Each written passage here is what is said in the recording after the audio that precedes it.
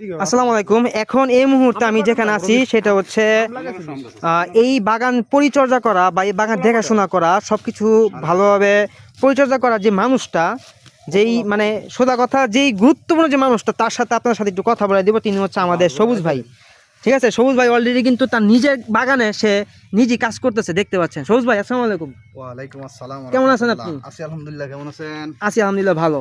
এই যে আপনার যে বাগান নাকি, জি, এই বাগান সম্পর্কে আপনি কিছু বলেন। আপনার এই আইডিয়াটা কোথা থেকে আসলো? এটা হচ্ছে Tawakkalna fruits and agro tourism. এটা 2021 সালে যখন মানুষ করোনাকালীন সময়ে গৃহবন্দী, তখন থেকেই আসলে মানুষের একটা যে কলকারখানার যে ছুটিকালীন সময় ছিল, হ্যাঁ, তখন থেকেই কিন্তু আমাদের ভিতরে একটা চিন্তা চেতনা ঢুকে যে আমরা যদি কৃষিটাকে এগিয়ে নিয়ে যেতে পারি তাহলে সুদূর ভবিষ্যতে কিছু একটা কাজে লাগবে। সেই চিন্তাধারা থেকে আমরা বিভিন্ন সামাজিক যোগাযোগ মাধ্যমে বিভিন্ন ভিডিও দেখে আমরা উদ্যোগটা নিই যে আমরা গাজীপুরের শ্রীপুরে হুম, এই ধরনের একটা ফলের বাগান যদি করতে পারি তাহলে আমরা ভবিষ্যৎ হুম, কিছু একটা করতে পারবো। করতে পারবো। মানুষকে অর্গানিক ফল ফুড দেওয়ার উদ্দেশ্যেই কিন্তু আমরা এই বাগানটা তৈরি করি। আচ্ছা দেশের বিভিন্ন প্রান্ত থেকে এই চারা এই মাটিতে আচ্ছা আলহামদুলিল্লাহ রোপণের 2 বছর পর থেকে আশানুরূপ ফলন আসা শুরু করে আচ্ছা। এবং বিগত 3 বছর ধরে এই বাগানটি হুম। সকলের কাছে পরিচিতি লাভ করে। আমাদের শ্রীপুরের মধ্যে এটা ভাইরাল সোজা কথা, এটা জি, গাজীপুর শ্রীপুরের মধ্যে। জি। আরেকটা বিষয় হচ্ছে এটা শুধু কমলা বাগান না, এটা হচ্ছে মিশ্র ফলের বাগান। হুম, হুম। এখানে বিদেশি জাতের বিভিন্ন ভ্যারাইটির আম রয়েছে। উল্লেখযোগ্য হচ্ছে ব্যানানা ম্যাঙ্গো, তাইওয়ান গ্রিন, ডকমাই, কাটিমন, গরুমতি।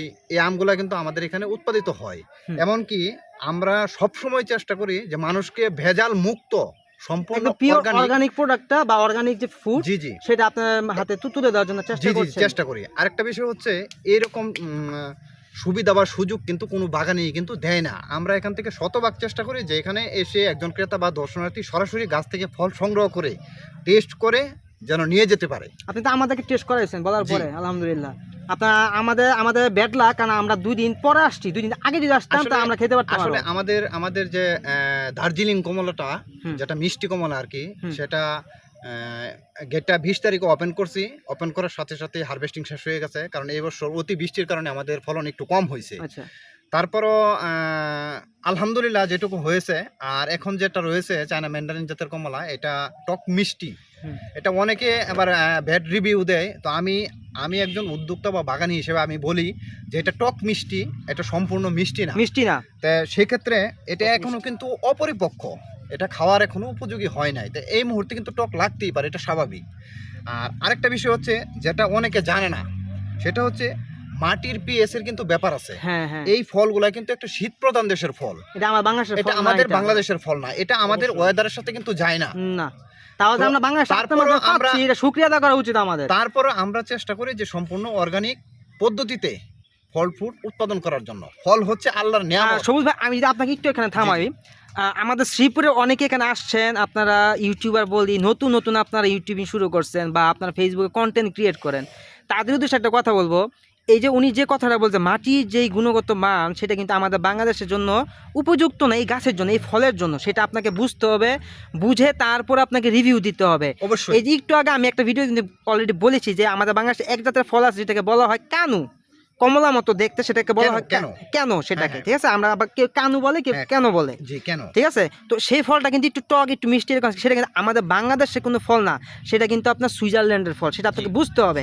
অন দ্য আদার হ্যান্ড, এই যে সবুজ ভাই যে বললো যে ভাইয়া কি বলছেন, মাটির কি বলছেন, মাটির পিএস। মাটির পিএস, এটা গুণগত মান আমাদের বাংলাদেশের যে মাটি, সেটা সঠিক না হওয়ার কারণে আমরা যে ফলটা এখান থেকে আমরা খাচ্ছি, এই সবুজ ভাইয়ের বাগান থেকে, সেই ফলগুলো কিন্তু একটু টক মিষ্টি হয়ে থাকে। সবুজ ভাই আমাদেরকে 2টা ফল অলরেডি খাওয়াইছে, আপনাকে আমি বলছি যে এই ভাই আমাদের 2টা ফল পেরে খেয়ে খাইয়েছে। সেই 2টা ফল কিন্তু মাশাআল্লাহ খুব মিষ্টি ছিল, কারণ সেই 2টা ফল আমাদের বাংলাদেশের সাথে যায়। ঠিক আছে, কিন্তু অন দ্য আদার হ্যান্ড পিছনে যে ছোট ছোট বা ইয়াগুলো ছিল, ফলগুলো ছিল, সেই ফলগুলো কিন্তু আপনার একটু টক টক লাগছে। আচ্ছা সবুজ ভাই, জি। এখন কথা হচ্ছে আপনার এই বাগানে, ঠিক আছে, মোট যদি বলি তাহলে কত ধরনের কমলা এই মুহূর্তে আপনার এখানে আছে? আমাদের এখানে 3 ধরনের কমলা রয়েছে। দার্জিলিং কমলা, চায়না ম্যান্ডারিন জাতের কমলা, আচ্ছা। আর আমরা সদ্যরোপণ করেছি সেটা হচ্ছে সাউথ আফ্রিকান কমলা। South African. জি, জি, সেটা এখনো ছোট ছোট গাছ। আচ্ছা তো আমরা 6 মাস হচ্ছে রোপণ করছি। আচ্ছা আর হ্যাঁ, আর হচ্ছে ইয়েলো কিং মালটা, যেটা আপকামিং আর কি, আসবে। হ্যাঁ আসবে, এগুলো সদ্য রোপণ করছি। আচ্ছা তো আমরা চেষ্টা করতেছি যে সাইট্রাস জাতীয় যে ফলগুলা, এগুলা কিন্তু বাহির থেকে বাংলাদেশে আমদানি করা হয়। আর আমরা আসলে কি বলবো, যে ভেজাল খেয়ে আমাদের জিহ্বায় কিন্তু ভেজালের একটা এমনি একটা স্তর অবস্থা পড়ে হয়েছে গেছে, যে এখন আমরা মনে করেন পিওর জিনিস খাইলে আমাদের শরীরে সেটা সহ্য হয় না। সহ্য হয় না। তো আমাদের এই যে জিহ্বায় একটা স্তর পড়ে গেছে, সেজন্য আমরা যদি গাছ থেকে একটা জিনিস ফল সরাসরি খাই, তো মনে হয় আমার কাছে যে এটা এটা আসলে বিষ খাইতেছি, কিন্তু আসলে বিষ খাইতেছি টাকা দিয়ে কিনে, টাকা দিয়ে কিনে খাচ্ছি বাজার থেকে। কারণ সেটা কিভাবে আসে, ম্যাক্সিমাম ফল, ম্যাক্সিমাম কি 100 থেকে 99.99% ফলই হচ্ছে আপনার বিষাক্ত ফরমালিন যুক্ত জি ফল। জি জি, সেটা বাজারে আসলে কিভাবে আসে, কতদিন সংরক্ষণ করা হয়, তারপর ভোক্তা পর্যায়ে কিভাবে যায়, তারপর আমরা কিভাবে খাই, সেটা কিন্তু আসলে আমাদের অগোচরে, অগোচরে, আর আমাদের বোধগম্য না, আমরা জানিও না আমরা। জানিও না। তা আচ্ছা আমরা কিন্তু চেষ্টা করি, যদিও ফলের স্বাদ বিভিন্ন সময় বিভিন্ন রকম হয়ে থাকে, তারপর চেষ্টা করি যে অর্গানিক ফল ফ্রুট মানুষকে উপহার দেওয়ার জন্য। তবে আমাদের শ্রীপুরবাসী আমরা যারা আছি, যারা এই কাজটা করছি, তাদের সবাইকে আমি একটা কথা বলবো, কিছু জিনিস বলার আগে, কিছু জিনিস ফিডব্যাক দেওয়ার আগে, কোনো ইনফরমেশন দেওয়ার আগে, you have to know the must proper information over here, then you get the feedback. কিন্তু আপনি যদি কিছু না জানেন, না বুঝেন, আপনি যদি ঠস করে একটা কথা বলে দেন, এটা কিন্তু হয় না। ঠিক আছে, এটার কোনো কথা বলতে গেলে আপনার প্রপার জিনিসটা আপনার জানতে হবে, যে আমি যে বলতেছি কথাটা আমি কি বলছি, সেটা কি আমার সাথে যাচ্ছে কিনা, আমি কি সে সম্পর্কে জানি কিনা। আচ্ছা ভাইয়া, যাই হোক, আর একটা কথা বলি, আপনার এখান থেকে কমলার কথা শুনলাম, আমি আপনার এখান থেকে অনেকগুলো আম গাছ দেখলাম ভাইয়া, আমার কাছে খুব ভালো লাগছে জিনিস। একটু আগে আমি একটা ভিডিও করে আসছি, জি জি। এই যে আম গাছটা, যে আম গাছটা লাগাইছে, কয় জাতের আম আপনি লাগাইছেন, মানে কত রকমের আম? এখানে 5 জাতের আম রয়েছে: ব্যানানা ম্যাঙ্গো, তাইওয়ান গ্রিন, ডকমাই। ডকমাই হচ্ছে বিশ্বের 5 নাম্বার জাত আচ্ছা, আমি আমের জন্য আমের জন্য। এটা এত কিন্তু কিছু ভাই জানতাম, তবে আপনাকে অনেক কিছু শিখলাম ভাইয়া। এখানে অত্যন্ত ভালো আম এটা। তার পাশাপাশি রয়েছে গৌরমতি। গৌরমতি হচ্ছে আশিনি এবং ল্যাংড়া আমের সংমিশ্রণে উদ্ভাবিত আমাদের বাংলাদেশি একটা জাত, কিন্তু এটা অত্যন্ত লেট ভ্যারাইটি আর কি, যেটা আগস্টের শেষের দিকেও কিন্তু পাওয়া যায়। বাজারে যখন আম শেষ হয়ে যায় তখন কিন্তু এই আমটা আসে। আর এটার স্বাদ কিন্তু মানে অনেকাংশেই সুমিষ্ট, একদম রসালো, আঁশবিহীন। আচ্ছা, এটা যারা টেস্ট করছে তারাই কিন্তু বলতে পারবো। আপনাদের আম যে গাছ লাগাইছে, আম কখন ধরবে? এটা তো জুন জুলাই পরিপক্কের সময়, আগামী বছর। আগামী এই জন্য বছর। আপনারা এখন থেকে প্রিপেয়ার হচ্ছেন হ্যাঁ, এবং prepare গাছগুলো হচ্ছি। জি, মানে জি, জি। সাজাচ্ছেন। প্রস্তুতি নিচ্ছি আর আচ্ছা, কি, যে আচ্ছা। সামনে তো মুকুল আসবে, যে মুকুল পূর্ববর্তী যে প্রস্তুতি, সেগুলো আমরা আস্তে আস্তে নিতেছি। আচ্ছা, এছাড়া আপনার কাছে আর এখন বর্তমানে কি কি গাছ আছে আপনার এই পুরো বাগানে? আমরা দেখলাম যে মালটা বাগান দেখলাম, সরি কমলা বাগান দেখলাম, এবং কি কি জাতের কমলা আছে সেটা দেখলাম, 3 জাতের কমলা আছে, এবং আমের কথা আমরা শুনলাম। ঠিক আছে, জি। সেটাও আমরা শুনলাম। ঠিক আছে, আমার কথা হচ্ছে আপনার এখানে এই কমলা গাছ ছাড়া, বা আপনার এখানে এই আম গাছ ছাড়া আর কি কি গাছ আছে এছাড়াও আপনার এখানে? রয়েছে, এখানে রয়েছে আঙ্গুর গাছ, রয়েছে সফেদা, রয়েছে কিছু ড্রাগন। হুম। সেগুলো এখন নিয়ে আমরা চিন্তা ভাবনা করতেছি যে এগুলো আপনাদের মূল ফোকাস হচ্ছে আম গাছ আম এখন আর কমলা। বর্তমানে? জি জি, আমাদের মূল ফোকাস হচ্ছে আম আর কমলা। আচ্ছা তো আমরা বাকি যে গাছগুলো আমরা রোপণ করছি সেগুলো পরীক্ষামূলক। আচ্ছা, মানে আপনার ট্রাই করতে দেখছেন যে ফলনটা কারণ কিরকম আসে? কারণ যে কোনো জায়গায় যে কোনো গাছ রোপণ করলে কিন্তু হবে না, মাটির সাথে যায় কিনা সেটা আগে দেখতে হবে। সেজন্য আগে ট্রায়াল দিতে হবে। একটু থামাই আপনাকে, সবুজ ভাই একটা কথা বলছে, তারা এখন ট্রায়াল দিচ্ছে, তো ট্রায়াল দিয়ে তারা দেখতেছে যে আমি যে গাছটা রোপণ করতেছি, আমার যে জমি, এই জমিতে যে মাটিটা আছে, এই মাটিটা এই গাছ লাগাইলে হবে কিনা। সো আপনারা যারা ভিডিও করেন, তাদের উদ্দেশ্যে একটা কথা আবারও বলতে চাই, এই যে ছোট ছোট ইনফরমেশনগুলো সবুজ ভাই দিল, এটাকে আপনারা জানতেন, এটা আপনারা জানতেন না। সো এই জিনিসগুলো আপনাদেরকে জানতে হবে, বুঝতে হবে, দেন আপনাকে ফিডব্যাক দিতে হবে। কি সবুজ, আমি খারাপ কিছু বলছি? জি জি জি, আচ্ছা, অবশ্যই। এই এখন আপনার এটা নিয়ে পুরা মানে ফিউচার প্ল্যান কি আপনার, মানে আপনি কি করতে চাচ্ছেন, এটা নিয়ে আপনি কি করবেন? আমরা আমরা আমরা এটা চিন্তা ভাবনা করতেছি যে আমাদের এখান থেকে যদি ভালো একটা রেজাল্ট আসে, আমরা এখানে আমাদের পরিমাণটা, জায়গার পরিমাণটা কম, আমরা চিন্তা করতেছি যে আরো বড় পরিসরে জায়গা নিয়ে এই ধরনের ফল ফ্রুটের বাগান আরো তৈরি করার জন্য।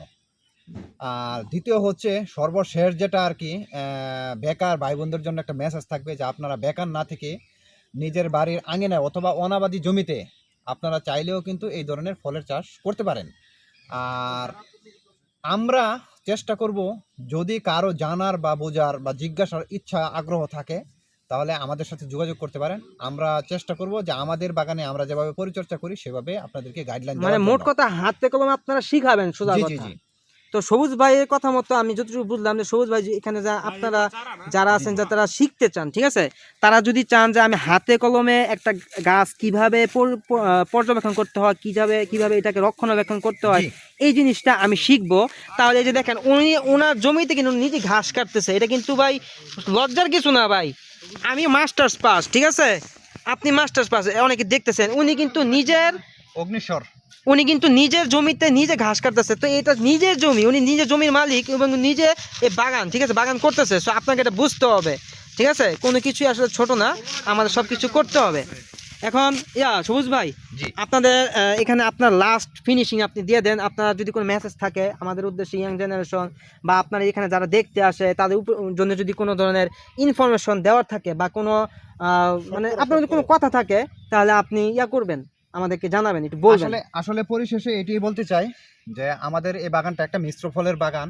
এখানে কিন্তু অনেকে আরেকটা রিভিউ দেয় যে 20 টাকা টিকিট মূল্যে ঢুকে আমরা কিছুই দেখতে পারলাম না। তো আমরা কিন্তু নামমাত্র 20 টাকা টিকিট নিচ্ছি এই কারণে যে এটা বাগানটা শুধু ফলের জন্য না, এটা একটা পরিদর্শন কেন্দ্রও। কিন্তু আমরা এখান থেকে মানুষকে সুপরামর্শ দিয়ে থাকি, কারণ একজন গাছ নিয়ে নার্সারি থেকে অনেকে গাছ ক্রয় করে, আসলে কোথাও কিন্তু এরকম পরামর্শ দেওয়া হয় না। যদি কারো জানার বা আগ্রহ ইচ্ছা থাকে তাহলে আমরা কিন্তু সেভাবে পরামর্শ দিয়ে থাকি, যে এখানে এসে আপনার পরামর্শ নিতে পারেন।